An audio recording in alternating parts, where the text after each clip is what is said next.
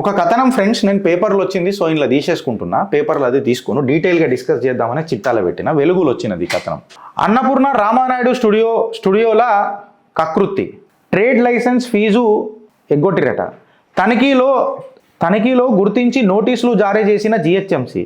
వ్యాపార విస్తరణ తగ్గించి చూపుతూ ఫీజు తక్కువ చెల్లింపుడు.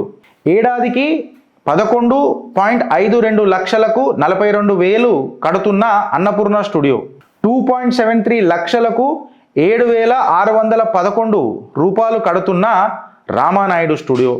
ఏండ్లుగా ఇదే తంతు. మొత్తం ఫీజు చెల్లించాలంటూ బల్దియా ఆదేశం. నేను రేవంత్ రెడ్డికి సీటీ కొడతా.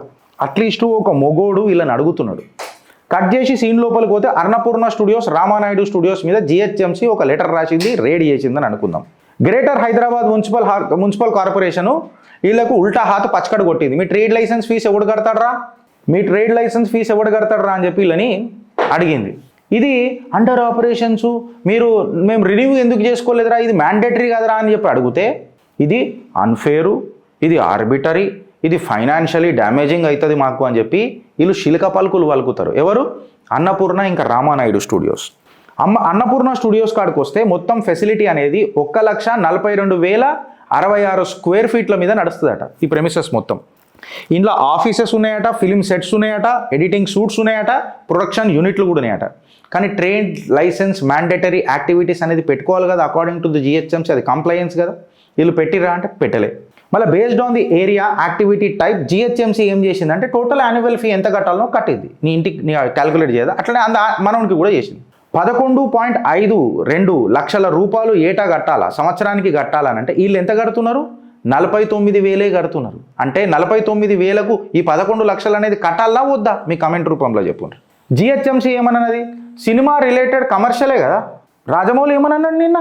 Krishna is commercial, Ram is not commercial. అంటే నరనారాలల్లా ఈయన వ్యాపారవేత్తలకు కమర్షియల్ యాంగిల్ తప్ప సేవాభావం ఏమన్నా ఉన్నదా? లేదుగా. నువ్వు రెంట్కి ఇస్తావు ఇండోర్ అవుట్డోర్ సెట్స్లను, షూటింగ్ ఫెసిలిటీలను నువ్వు రెంట్కి ఇస్తావు, ఎడిటింగ్ రూమ్లు రెంట్కి ఇస్తావు, వర్క్షాపులు, ట్రైనింగ్ సెషన్లు, క్లాస్ రూమ్లను కూడా రెంట్కి ఇస్తావు. కంప్లీట్గా కమర్షియల్గానే నడుపుతావు. మళ్ళీ నువ్వు పీగుడు మాటలు మాట్లాడితే మంటలేస్తుంది. సేమ్ రామానాయుడు స్టూడియోస్కి కూడా అంతే.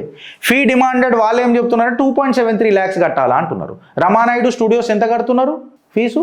జిహెచ్ఎంసీ ప్రకారం 7,614. నాకు తెలిసి ఇలా 8,000 రూపాయలకు దీని అమ్మ జీవితం. నాకు తెలిసి డబుల్ బెడ్రూమ్ ఇల్లు కాదు కదా, సింగిల్ బెడ్రూమ్ చక్కగా వస్తలేదు హైదరాబాద్లో.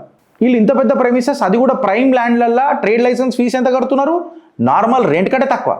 ఓవరాల్ క్యూములేటివ్ డ్యూస్ మాకు ఇంత ఉన్నది కట్టాలా అని చెప్పి హెచ్చరిక జారీ చేస్తే ఈ స్టూడియో మేనేజ్మెంట్ అంత ఏమంటుంది తెలుసా? ఈ జిహెచ్ఎంసీ అసెస్మెంట్ మేము తప్పు పడుతున్నాం. ఫిలిం ప్రొడక్షన్ ఫెసిలిటీస్ అనేటివి కమర్షియల్ కాదంట.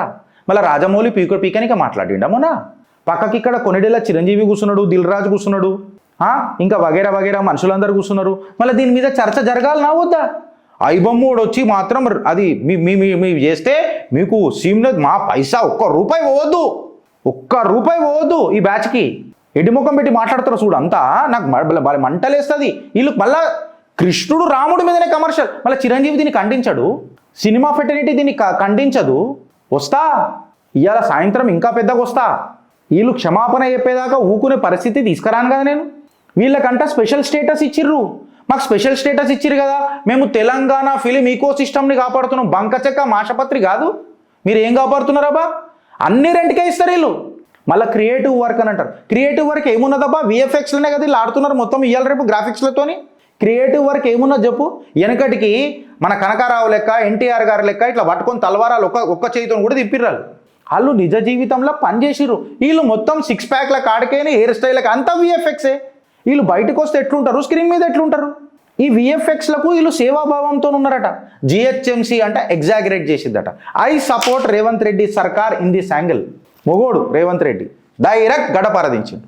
మంచి చేస్తే మంచి చేసినామని అంటాం ఫ్రెండ్స్, తప్పని చెప్పాం. చిత్రగుప్తుల మనోడా బయటోడా సమస్య లేదా? కరెక్ట్ చేసిండు. వీళ్ళు ట్యాక్సీలు ఎగ్గొట్టి పని చేస్తున్నారు. మాకు మార్జిన్స్ చాలా తక్కువ, కోవిడ్ తర్వాత మేము మొత్తం సంకనాకినామనంట. ఇప్పుడు మాట్లాడితే వీళ్ళతో న్యూ కమర్స్ ఎట్లా వస్తారు, మీరు ఇట్లా చేస్తే ఇండస్ట్రీ నాశనం అవుతుంది, మేము ట్రైనింగ్ ఇన్స్టిట్యూట్లు పెడుతున్నాం, తెలంగాణ కల్చరల్ ఎకానమీ ఏమైనా చేసిర్రా? ఇదే ముఖ్యమంత్రి రేవంత్ రెడ్డి వాళ్ళకు ధమ్కీ ఇచ్చిండు వచ్చిన తర్వాత, బిడ్డ మీరు తెలంగాణ కల్చరల్ ప్రమోషన్ చేయకపోతే నేను చూస్తాం ఈ ఇండస్ట్రీని అని అన్నాడు. ఈ ముఖ్యమంత్రి అన్నాడు. ఏ ముఖ్యమంత్రి మాట్లాడలే ఇప్పటిదాకా. ఈ గ్లామర్ వరల్డ్తో వత్తాసు వలుకుంటా శంఖ కింద చెయ్యెట్టుకుంటా మళ్ళీ నాకు వస్తాయి కొన్ని మంచి సాహిత్యమైన పాటలు, కానీ వాళ్ళతో తిరిగిండ్రు. ఈ ముఖ్యమంత్రి అట్లీస్ట్ మాట్లాడిండు. నేను ఇలా జిహెచ్ఎంసీ తీసుకున్న చర్యకు, ముఖ్యమంత్రి తీసుకున్న నిర్ణయానికి జిహెచ్ఎంసీ ఆయన పరిధిలోనే ఉన్నది. నేను ఇలా సీటీ కొడతా రేవంత్ రెడ్డికి. ఇది మిస్అండర్స్టాండింగ్ ఆఫ్ స్టూడియో ఆపరేషన్స్ అంట. And we will discuss what is that misunderstanding of the operation. వీళ్ళు ఏమని మాట్లాడతారంటే ఇండస్ట్రీలో మేము సఫర్ అవుతున్నాం అంటే, మళ్ళీ ఇలా లగ్జరీ ఓడిపోతున్నాడు ఫ్రెండ్స్. వీళ్ళు లైసెన్స్లు అడిగితే మేము చాలా సఫర్ అవుతున్నాం అని చెప్తారు. పబ్లిక్ అయితే మీది బిజినెస్ అని అంటది అన్నదా ఫ్రెండ్స్. జిహెచ్ఎంసీ ఏమంటుంది, లైసెన్స్ ఫీ ఏది అని అడుగుతున్నది. స్టూడియోలు ఏం స్క్రీన్ చేస్తున్నాయి, అమ్మ ఇది మమ్మల్ని ఆపరేషన్కి గురి చేస్తున్నారు, మమ్మల్ని తొక్కి పెట్టేస్తున్నారు అని చెప్తున్నారు. మళ్ళీ $1 బిలియన్ ఎంపైర్లు స్టార్టప్ల లెక్క ఎవడు చూపిస్తున్నాడు? ఈ సినిమా ఇండస్ట్రీ కాదా? ఈ పెద్ద పెద్ద బడాబాబులు కాదా? ఈ రాజమౌళి, కొనిడెల చిరంజీవి, పక్క కూర్చున్న దిల్ రాజు, వీళ్ళు గారా? వీళ్ళు చేస్తలేరా? నెపోటిజం నడపలేరా? అసలు ఎవరు ఓనర్లు అని చెప్పి మాట్లాడితే సిల్వర్ స్పూన్తో కొట్టిన టాలీవుడ్ మొఘల్ బాద్షాలు. టాలీవుడ్ మొఘల్ బాద్షాలు. వీళ్ళకు దేవుడే కమర్షియల్ యాంగిల్. వీళ్ళకు నీ నమ్మకం లేకపోతే మర్త పెట్టుకోరు మీరు. మా దగ్గరికి ఎందుకు వస్తారు అని నిలదీస్తుంటే ఒక్కొక్కడికి చిరంజీవి ఒక్కసారి నా ఫోన్ చెప్పిండా, క్షమాపణ చెప్పాలా రాజమౌళి ఇట్లా మాట్లాడొద్దు అని. రాముడు కృష్ణుడు గురించి మాట్లాడినప్పుడు దేవుణ్ణి నమ్మ, I don't expect any statement from the mega star, but there is a minimum sort of something. అరే మీ మినిమం మీరు మారల్ రెస్పాన్సిబిలిటీ తీసుకోరా సొసైటీలో? ఎవడు మాట్లాడాడు అన్టచ్ బై ట్యాక్స్ రేట్స్. అసలు ముట్టొద్దు, అన్టచబుల్ ట్యాక్స్ రేట్స్ అనేది జరగొద్దు. ఫైనాన్షియల్ హార్డ్షిప్ ఇలా తగలొద్దు. అదే మళ్ళీ ఇలా బర్త్డేలు అయితే కోట్లు ఖర్చు చేస్తారు. వీళ్ళు పెంచుకున్న కుక్కల పిల్లిలకు కూడా ఇన్స్టాగ్రామ్లలో లైకులు, అది మళ్ళీ వాళ్ళకు చేసే ఆర్భాటము, హంగులు. మీరు మీ పిల్లిలకు కుక్కలకు పెట్టే ఏదైతే ఉంటుంది చూడు, దాని ఖర్చు తీసుకున్న ఈఎంఐలు వెళ్ళిపోతాయి ఒక కుటుంబానికి. మిలియనర్స్ ఏడున్నారు friends? 2% of the production staff. డైరెక్టర్లు హీరోలే, ప్రొడ్యూసర్లు కూడా సంకనాకే ఉన్నారు. నాకు తెలిసి ఇండస్ట్రీ గురించి కొంచెం నాకు తెలుసు. ఎట్లా తెలుసు గిరీష్ అంటే చెప్తా మీకు తర్వాత. నా కుటుంబం ఉన్నది కొంచెం, వీళ్ళు నా రిశ్తేదారులు ఉన్నారు.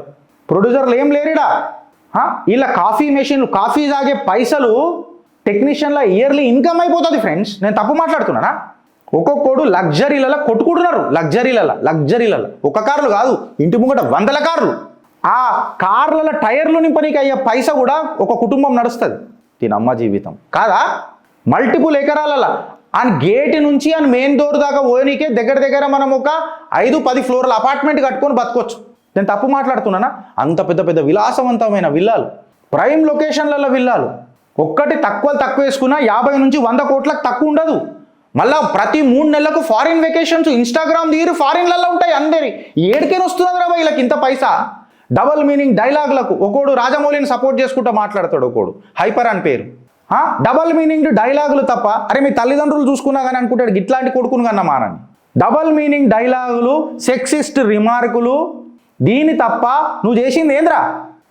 చర్చకు వస్తావా చర్చకు మాట్లాడదాం. గింత సెక్సిస్ట్ రిమార్క్స్ ఉంటాయా అని చెప్పి నీ కుటుంబం బాధపడుతుంది. చిల్లరగాళ్ళంతా కలిసి మళ్ళీ వత్తాసు పలుకుతున్నారు. ఫారిన్ వెకేషన్స్ ఎవ్రీ 3 నెలలకు, లగ్జరీ ఎస్యూవీలు ఫ్రెండ్స్, ఒకటి కాదు 10. ఇక జిమ్ముల కాడ మాట్లాడొద్దు, ప్రైవేట్ చెఫ్లు మాట్లాడొద్దు, ప్రైవేట్ సెక్యూరిటీ. మళ్ళీ కమర్షియల్కి నడపలేరు కదరా మీరు స్టూడియోలు. మళ్ళీ ప్రైవేట్ జిమ్ములు, చెఫ్లు, ఒక్కొక్కడు కాంటినెంటల్, ఒకడు మెక్సికన్, ఈ డిష్యులు ఒక్కొక్కడు దిగంగానే ఇంత పెద్ద కండలు తిరిగిన ఇనుప కండలు, ఉక్కు నరాలు వేసుకున్న బౌన్సర్లు, వీళ్ళు పీక్ కట్టలు కట్టిన దేశానికి. అరే మీ పక్కకున్న టెక్నీషియన్ల జీవితాలలో వెలుగు నింపలే మీరు. కోట్లకు ఎదిగిన కొనిడెల చిరంజీవి గారు తన పక్కన పనిచేసిన టెక్నీషియన్లకు ఏం చేసిరండి? ఒక్కటి చూపెట్టరు. ఇప్పుడు అలా ఫ్యాన్స్ అందరూ వచ్చి మాట్లాడినప్పుడు నాకు ఎవిడెన్స్లు పెట్టి మాట్లాడరు. 1, 2, 3 కాదు. ఆయన తలుసుకుంటే మెగా చేంజ్ చేయొచ్చు. Is a mega star, right? I'm not talking particularly about the mega star nor Rajamouli today. I'm talking about the industry's 2% of the individuals. ఎవడైతే దోసుకొద్దుతున్నాడు ఇండస్ట్రీని, మళ్ళీ మేము Telangana cultural economy, Telugu cultural economy లేవట్టే ప్రయత్నం చేస్తున్నామంట. ట్రేడ్ లైసెన్స్ 11 లక్షలు కట్టరు. లగ్జరీ 3 నెలలకు ఒకసారి మాత్రం ఫారిన్ వెకేషన్లు పోతారు ఫ్రెండ్స్. మళ్ళీ ఫైనాన్షియల్ స్ట్రెస్ అని చెప్తారు. ఇలా స్టూడియోలు రెంట్కి ఇస్తారు, ఎక్విప్మెంట్ రెంట్కి ఇస్తారు, సెట్లు రెంట్కి ఇస్తారు, లైట్లు రెంట్కి ఇస్తారు, ఎడిటింగ్ రూమ్లు రెంట్కి ఇస్తారు. ఒక్కొక్క రోజు లక్షలు ఛార్జ్ చేస్తారు. మళ్ళీ వస్తాయి నాకు ఓటీటీ ప్లాట్ఫామ్ల నుంచి కూడా క్రోర్లు. మళ్ళీ ఈ ఓటీటీ ప్లాట్ఫామ్లు కూడా అందరు పెద్ద పెద్ద లీడర్లే, నెపో కిడ్లే వాడతారు. యాక్టింగ్ స్కూల్స్ అని అంటారు, కాకపోతే అయ్యాల రికమెండేషన్ ఉంటేనే యాక్టింగ్లు, అది కూడా 4 సినిమాలు ఒకటేసారి సైన్ చేస్తారు. ఈ కొన్నిడేళ్ళ స్కిల్ సెట్ అయితే చూడలేక చచ్చిపోతున్నాం. ఈ తేజ్ స్కిల్ సెట్ని మనం రుదుడు బాదుడు ఉంటుంది. వీళ్ళందరూ కలిసి నాకు తెలిసి మహేష్ బాబుకు గడ్డపారదించారు. సీరియస్గా చెప్తున్నా, పాపం ఆ మహేష్ బాబు అనేటైన వ్యక్తి ఏ కాంట్రవర్సీలో చూడలేండి నేను ఇంతవరకు. అట్లీస్ట్ నాకు తెలిసి తన తండ్రి కూడా ఏదో రాజకీయ పార్టీ అప్పుడు పోతే కూడా ఆయన హెసిటెంటే ఉండే, నేను రాను నాన్న అన్నట్టే ఉండే పాపం. If I could remember that, నాకు ఉన్నాయి నా దగ్గర క్లిప్పింగ్స్. నేను సానుభూతితో మాట్లాడతలేను మహేష్ బాబు మీద, ఫ్యాక్ట్ చెప్తున్నా. ఆయన స్టార్ డమ్కి పెట్టేసి ఇవ్వాలి పొక్క. ప్రతి రూపాయి ఎడికైనా వస్తుందంటే చెంచా పెట్టి గీకి తీసుకుంటారు వీళ్ళు, లాస్ట్ ఇంచ్ వరకు దోపుతారు వీళ్ళు. సడన్గా నువ్వు ట్రేడ్ లైసెన్స్ ఏంద్రా అంటే వీళ్ళు ఎన్జిఓలు అయిపోతారు. జిహెచ్ఎంసీ బిల్లు పంపంగానే. క్రియేటివ్ స్పేస్ ఉందనుకో, అది commercial rental hub. Training institute ఉందనుకో, అది ఓవర్ ప్రైస్డ్ స్కూల్ ఇలా దాంట్లో. ఫిలిం సపోర్ట్ ఉందనుకో, అది మోనోపలి. కొన్ని కుటుంబాలకు అది మోనోపలి, ఈ సపోర్ట్, ఫిలిం సపోర్ట్. కల్చర్ ఇంకా ఆట అన్నాం అనుకో, అది నెపో కిడ్ల సొంతం మార్కెటింగ్ స్లోగన్ వాళ్ళకు. ఎంప్లాయ్మెంట్ ప్రొవైడర్ అని అంటారు. మళ్ళీ అండర్ పేయింగ్ టెక్నీషియన్స్ గురించి ఏం మాట్లాడాలా? మాకు మినిమం వేజెస్ కావాలా అని చెప్పి మాట్లాడుతున్నారు. మీది నాన్ కమర్షియల్ బోనా? ఒక్కొక్క టెక్నీషియన్ 14 నుంచి 18 గంటలు పనిచేస్తాడు. ఒక రెస్టారెంట్లలో వెయిటర్ కంటే తక్కువ జీతం ఉన్నది. పిఎఫ్ ఉందో లేదో కూడా నాకు తెలియదు, సెక్యూరిటీ ఉందో కూడా నాకు తెలియదు, ఇన్సూరెన్స్ అసలు ఉందో కూడా నాకు తెలియదు. ఇది ఇంకా ఘోరం ఏంది తెలుసా? ప్రైవేటు స్టంట్లు చేస్తారు చూడు, ఫైటర్ మాస్టర్లు అంటారు, వాళ్ళకైతే ఇంకా ఘోరం. షేర్ ఆటోలలో తిరుగుతారు మీ టెక్నీషియన్లు. విలాసవంతమైన లగ్జరీ ఇండ్లలో మీరు, షేర్డ్ ఆటోలలో వాళ్ళు. ఏ కార్ ఎక్కాలలో కూడా చిత్తేసి పత్తేసి సెలెక్ట్ చేసుకునే మీరు, షేర్డ్ ఆటోలలో వాళ్ళు. బిజినెస్ క్లాస్లలో వాళ్ళు, అసలు ఏ క్లాస్లో లేని వాళ్ళు మీ టెక్నీషియన్స్. మీకు సినిమా షేర్లలో ప్రాఫిట్లు అయ్యా, సినిమా ప్రాఫిట్ మేకింగ్ల షేర్లు ఎంత? 200 కోట్లు, 250 కోట్లు. దీని అమ్మాయి ఏంది ఇది? టెక్నీషియన్లకు మినిమం వేజ్ లేకపోయా, చెక్ చేసుకునే టైం కూడా లేకపోయా వాళ్ళకు. వాళ్ళని అట్లా రుద్దిడిచి పెట్టిన ఇండస్ట్రీ ఇవాళ మీరు కల్చరల్ ఎకానమీ అని మాట్లాడుతున్నారా? డిబేట్కి రండి. దమ్ముందా? చిత్రగుప్తుల ఇంటర్వ్యూ ఇస్తారా మీరు వచ్చి? చెప్తున్నా, నెపో కిడ్ ఇండస్ట్రీ అయిపోయింది ఇది. ఒక్కొక్క సినిమా ఒక హీరో ఏదైనా చేస్తే హీరోలు అయ్యా, మళ్ళీ అంతా విఎఫ్ఎక్సే. ఈ హీరోలు ఏదైనా నిజంగా స్టంట్లు చేస్తారా అంటే ఏం లేదు, అంతా విఎఫ్ఎక్స్, గ్రాఫిక్స్, పక్కకున్న స్టంట్ మాస్టర్లే. హీరో గానికి ఎంత రాబోయే అని అంటే 70 నుంచి 100 కోట్లు. డైరెక్టర్లకు కనీసం 20-30 కోట్లు అయితే ఆరాంగా మిగులుతాయి. ఇక వాళ్ళు ఏమన్నా శనగలు తిన్నామా, చేతులు దులుపుకున్నామా అంటే ప్రొడ్యూసర్కి మిగులుతాయి. ఒక మేకప్ ఆర్టిస్ట్కి ఎంత అండి? నాకు తెలిసి 1200 రూపాయలు పర్ డే అనుకుంటా. ఒక లైట్ బాయ్కి ఎంత ఇస్తారండి? 800 రూపాయలు పర్ డే అనుకుంటా. అసిస్టెంట్ డైరెక్టర్ల బతుకు కూడా హీనమే. 15,000 20,000 ఇస్తే నెలకు చాలా గ్రేట్ వాళ్ళకు. ఇక స్టంట్ మ్యాన్ అంటారా, వాళ్ళు పుట్టిరే సావనికి ఏమనిపిస్తుంది నాకు పాపం. వాళ్ళు లైఫ్ రిస్క్ చేసుకుంటారు, ఇన్సూరెన్స్ కూడా ఉండదు వాళ్ళకు. వీళ్ళకు ఒక్కరోజన్నా వీళ్ళ మనసులకు చిరంజీవి నేను 200 కోట్లు సంపాస్తా, రాజమౌళి నేను 250 కోట్లు సంపాస్తున్నా, నా సినిమాల నా టెక్నీషియన్లకు 1200 కాదు నేను 5,000 రూపాయల పర్ డే ఇస్తా అని ఏమన్నా మాట్లాడిండా? ఏదైతే లైట్ బాయ్కి 800 రూపాయలు కాదు నేను 8,000 రూపాయలు ఇస్తా అని చెప్పి మాట్లాడిండా? ప్రాఫిట్ షేర్ మాట్లాడతాడు, 1200 కోట్లను ఒక హైప్ క్రియేట్ చేస్తాడు. ఎవడు సఫర్ అవుతున్నాడు ఫ్రెండ్స్? ఎవడు సఫర్ అవుతున్నాడు? వీళ్ళకు సబ్సిడైజ్డ్ ల్యాండ్లు ఇవ్వాలి, ట్యాక్సులు వేవ్ చేయాలి, స్పెషల్ స్టేటస్లు ఇవ్వాలి, ఫ్రీ ఇన్ఫ్రాస్ట్రక్చర్లు ఇవ్వాలి, చారిటబుల్ ఇన్స్టిట్యూషన్లు నడుపుతున్నారు అనుకోవాలి. వీళ్ళ వల్ల దేశానికి వచ్చే లాభం ఏం లేదు, చెడు తప్ప. ఆ అఫేర్లు ఈ అఫేర్లు చూపించుకుంటాను. అరే సెట్లలో డ్రింకింగ్ వాటర్ కూడా పైసలకు అమ్ముతారు, మళ్ళీ ఇది క్రియేటివ్ జాబ్స్ అని అంటారు. ఇది ఒక ఎక్స్క్యూజ్ చెప్తారు. వాళ్ళకి శాలరీలు కూడా టైంకి ఇస్తారా? వల్లభనేని అనిల్ గారే మాట్లాడాలి దీని మీద. చిత్రపురి నేను మాట్లాడాలా అని అన్న, మీరు తప్పు చేసిరని అనలే. వల్లభనేని అనిల్ పేరు తీసుకొని చెప్తున్నా, నువ్వే మాట్లాడాలా. వాళ్ళ బాధ నీకంటే ఎక్కువ ఎవరికి తెలియదు కదా వల్లభనేని అనిల్. మెడికల్ సపోర్ట్ ఉన్నదా వల్లభనేని అనిల్? సినీ అసోసియేషన్కి కూర్చున్నావు కదా, గుడ్ల మీద పొదువు పెట్టుకున్నట్టు ఇన్ని రోజులు, మళ్ళీ నువ్వు మాట్లాడాలా దాని మీద. వాళ్ళు ఓవర్ టైం పనిచేస్తుంటే పల్లెత్తు మాట్లాడు. బట్ మంత్రుల పక్కన, ముఖ్యమంత్రుల పక్కన చేతులు కట్టుకొని నిలబడతావు నీ అహంకారం చూపించుకుంటా. ఎంప్లాయ్మెంట్ ఎంతమందికి క్రియేటివ్ ఎంప్లాయ్మెంట్ ఇచ్చినావు? నేను అడుగుతున్నా ఈ ఇండస్ట్రీని. ఇది ఎట్లున్నది తెలుసా? ఇలా ఎంప్లాయ్మెంట్ అంటే మనం వెనకటికి దొరల పక్కన పనిచేస్తాం చూడు, అరే చాయ్ దేపరా, అరే అద్దె, గట్లనే పనిచేస్తారు వీళ్ళు. వాళ్ళ జీవితం గట్లు ఉంటుంది. Free land, zero taxes, full profits. GHMC charge అడగంగానే గవర్నమెంట్ మాకు సబ్సిడీలు ఇస్తలేదు. కలమ్మ తల్లి ఇప్పుడే గుర్తొస్తుంది వాళ్ళకు. మళ్ళీ నాకు ఏదైనా కళ ఉంటే అన్నా నన్ను తీసుకొని రానంటే తీసుకోరు.